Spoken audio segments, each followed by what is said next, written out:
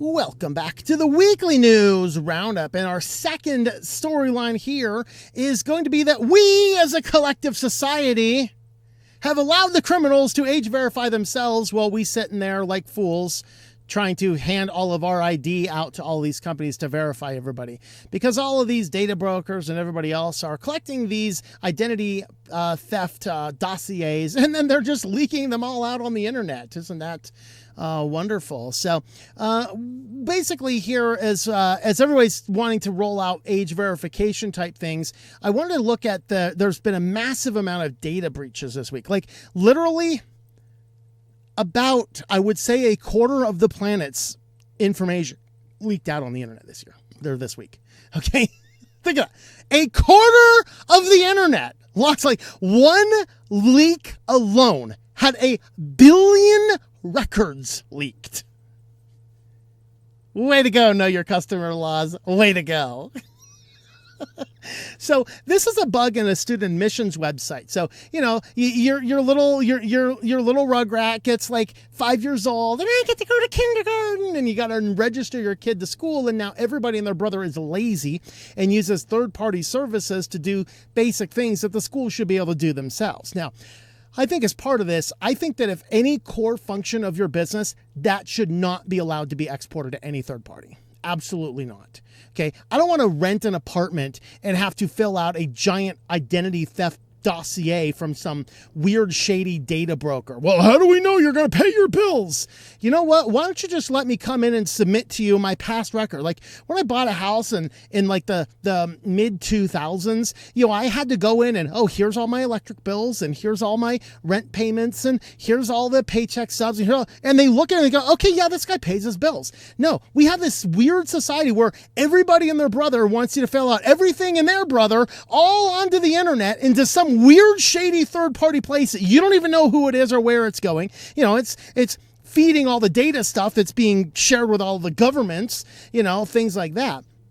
And so now your child, you know, of course, you have to register your child in school. And so the school's like, well, I don't want to have to deal with creating a way to keep track of all these kids.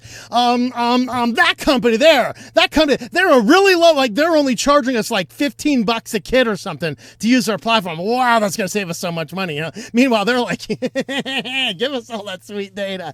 We're going to sell that stuff. How are we going to get around COPA? Oh, your parents are going to sign that away just by signing the form. Oh, we know they're required to. It's like, you know. So this is one of these student administration websites that expose personal information. Information that even in some instances, I don't even think the school needs. Like, does the school need your child's birth date? I mean, maybe you need to be like, yeah, the kid's this year age by this start date of school, but the school does not need your kid's birthday, okay? The kid does not need your middle name. The kid does not need, I don't know, I don't even think the kid needs your social security number, okay? Your kid needs to know who you are, who the kid is, how old the kid is, and that's about it, okay? Maybe where he lives. All right. But that doesn't need to be at some weird third-party country that's supplying information for schools across the entire globe. So Ravenna Hub, which lets parents apply and track the statuses of their kids' applications across thousands of schools, was allowing any logged-in user to access personally identified data without associated to any other user, including their children. So you basically get in there and you get a string, you know, and that string was sequential, like 1725352. Okay. The next one is 1735253. So you could go in, once you're logged in, you can go to the URL bar, change that number to any other random number, and see any other child's personal information. That's how bad this was. Names, dates of birth, addresses, pictures, details about the school.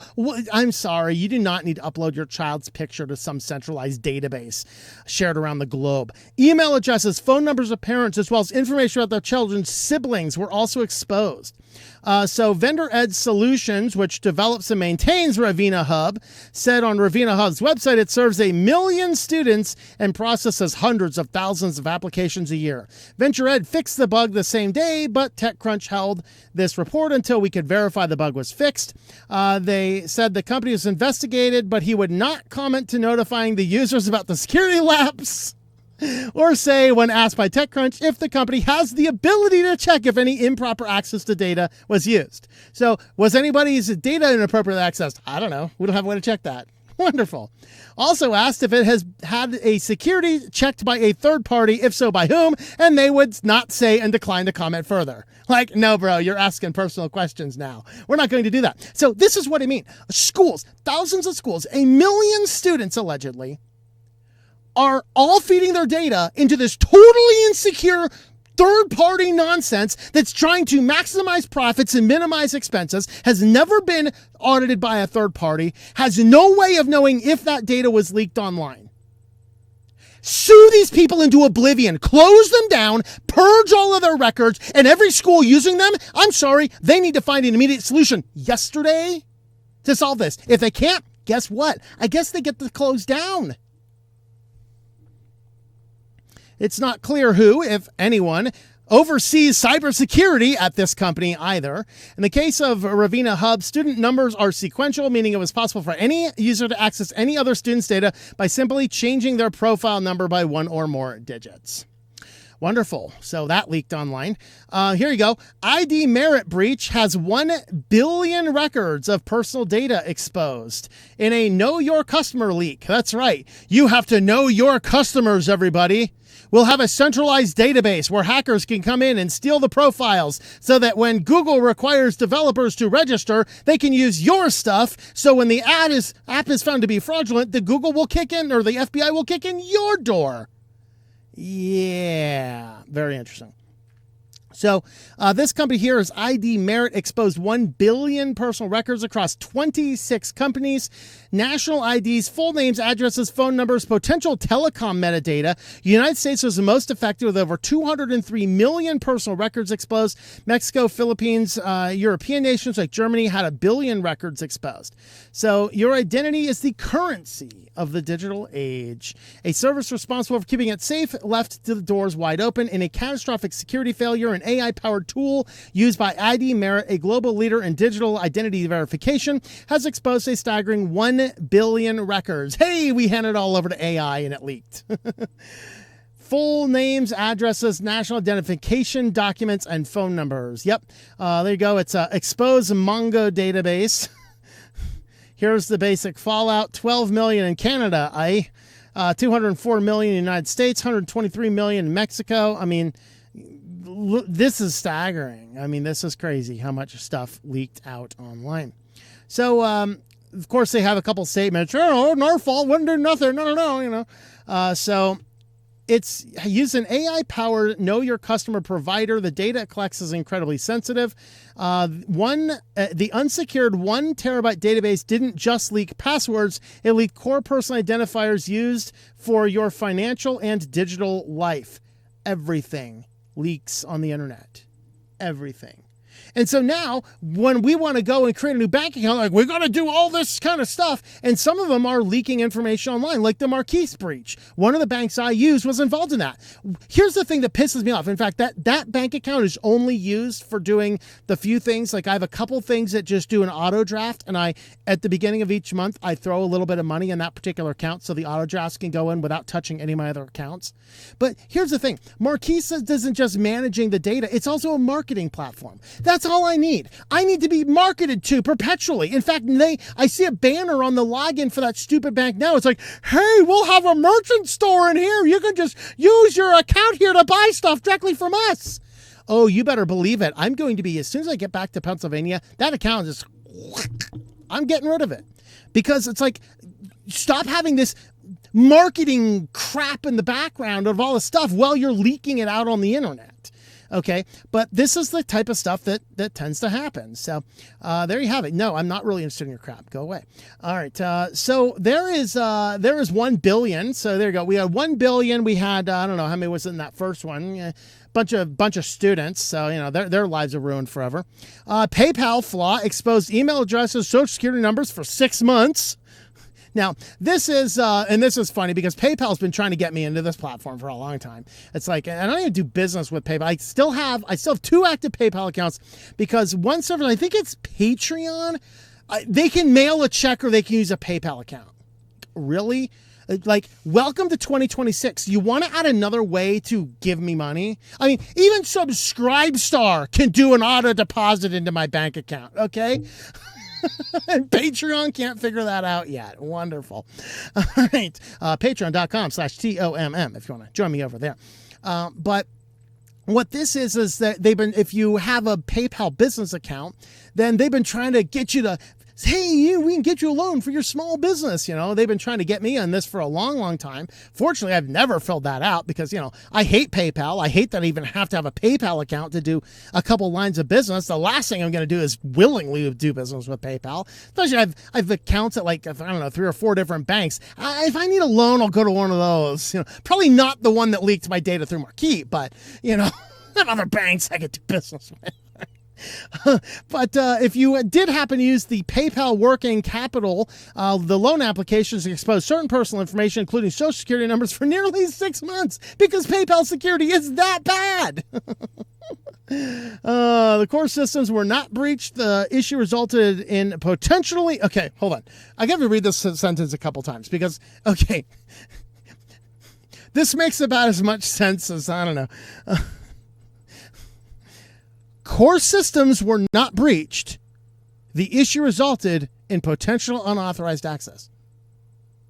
So the system wasn't breached, but somebody got access to information.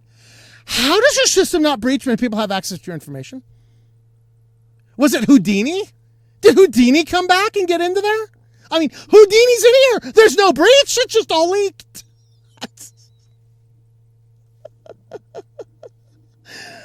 Oh dear. So there you go. There's the social security numbers, birth dates, things like that.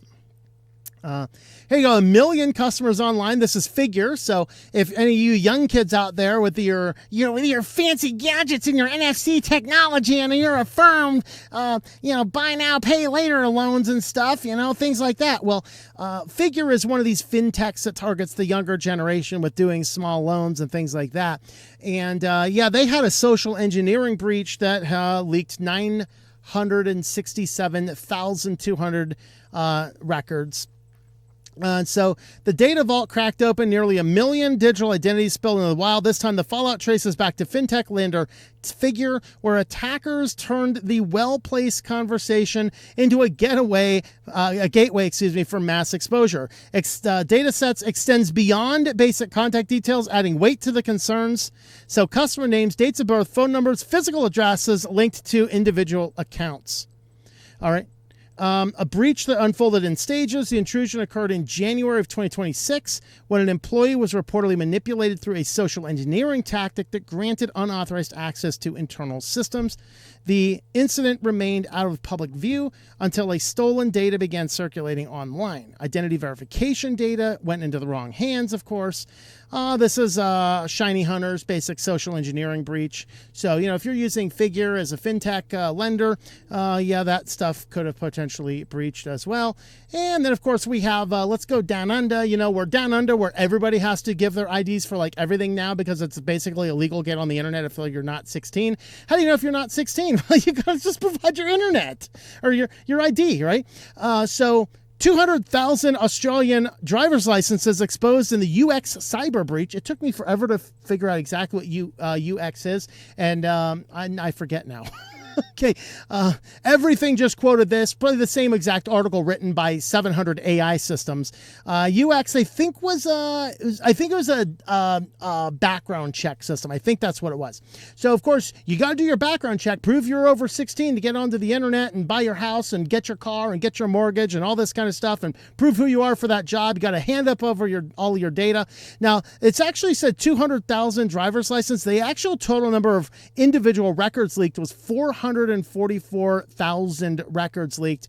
About 229,000 of those were driver's license numbers, along with the names, phone numbers, and email addresses, residential addresses, loan applications, and financial records. So you had everything. Maybe UX was a lender. I can't remember.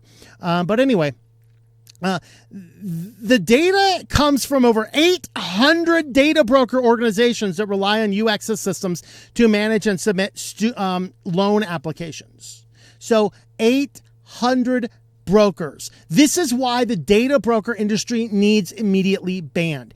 800 different data brokers all fed information into this place that leaked it all out onto the internet. And this is why it won't have anything to do with these identity verification services. Driver's license numbers are considered high value in Australia, often used to verify identity when opening bank accounts, applying for loans, or accessing government services. So there you go. Even down under, we have an issue with data leaking. Now, of course, essential only. Okay, so this is an article from last year, April of 2025, so almost a year old, 10 months old now. ID fraud is on the rise, with criminals using AI to scale their attacks. The reason I want to include this is just to show why we're getting so many of these data breaches and why ID verification is so dangerous. Because ID verification includes a path to cause these data breaches, and these cyber criminals want to steal your identity documents, because by stealing your identity documents, what's going to happen here is that they can now use your identity to know your customer while they participate in the fraud, making it much harder to find out who they are while pinning their crimes on you.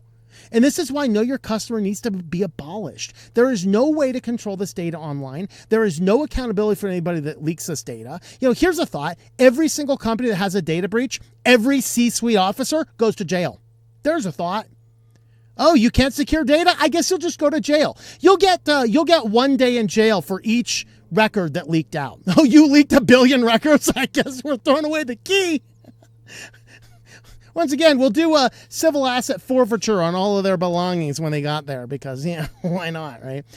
So, of course, what's going on here now is that this is the CIFIS found that reports to the National Fraud Database, where member organizations record instances of fraud, increased by 13% in 2024, making it the highest number of record. Of the 421,000 cases recorded, almost 250 related to identity fraud. Because everybody needs to know your customer. And some criminal's not going to go and they're like, okay, here's my ID while I engage in criminal activity. Nope, they're going to use your ID to engage in criminal activity.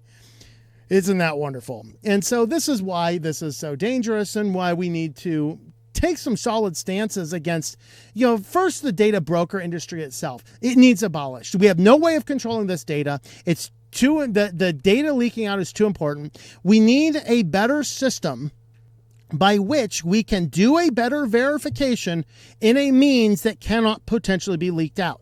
And this is why we need to maybe do away with a lot of these online services and put up local branches in places. You go into the local branch, you verify everything with physical documents that they don't get to keep a copy of. They mark your account as what it is. And hey, this might be a system for, passkeys or multiple forms of good authentication. And I like the passkey idea that you can tie to a physical device. That would be good. And if you lose it, you just go into the local office again and re-verify with your stuff. But that way, you're verified. They know it's they're dealing with, but nobody has actual access to your documents. That's the type of stuff that we need to see happen in these cases. So let me know your thoughts about all that kind of stuff. And have you been caught up in any of these? Let me know in the comments down below.